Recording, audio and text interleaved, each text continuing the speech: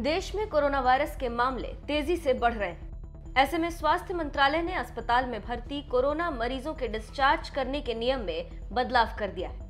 इसे लेकर स्वास्थ्य मंत्रालय ने नई गाइडलाइन जारी की है, जिसके मुताबिक अब सिर्फ गंभीर मामलों में ही कोविड-19 के मरीजों की जांच कई बार की जाएगी।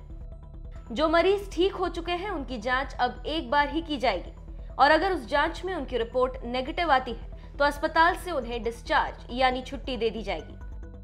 देश में कोरोना के मरीजों की संख्या 60,000 के पार हो गई है। ऐसे में अस्पतालों में नए मरीजों को भर्ती करने में भी परेशानी हो रही है, जिसे देखते हुए ये फैसला लिया गया। इससे पहले किसी भी कोविड-19 से संक्रमित मरीज को तब तक ठीक नहीं माना जाता था जब तक 24 घंटे के अंदर 2 बार हुए आरटी और पीसीआर टेस्ट की रिपोर्ट नेगेटिव ना जाए। हालांकि अब एक टेस्ट की रिपोर्ट नेगेटिव आने के बाद ही मरीज को अस्पताल से छुट्टी दे दी जाएगी।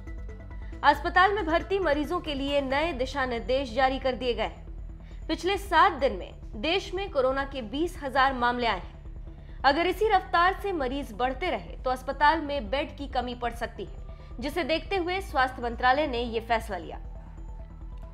एम्स दिल्ली के निदेशक रणदीप गुलेरिया पहले ही कह चुके हैं कि कोविड-19 जून-जुलाई में भारत में अपने पीक पर जा सकता है। स्वास्थ्य मंत्रालय ने अपने नए गाइडलाइंस में कहा है कि कोरोना मरीज को लक्षण दिखने के 10 दिनों के बाद अगर 3 दिन तक बुखार नहीं आता है तो उसे छुट्टी दे दी जाएगी।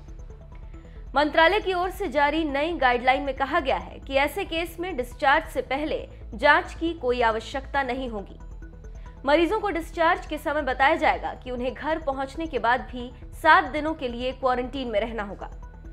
इस नई गाइडलाइन में बताया गया है कि मरीजों को स्वास्थ्य केंद्रों में भर्ती कराए जाने के बाद अगर 3 दिनों तक कोरोना के लक्षण नहीं दिखाई देते हैं तो अगले 4 दिनों के लिए उन्हें हल्के मामलों की कैटेगरी में रखा जाएगा।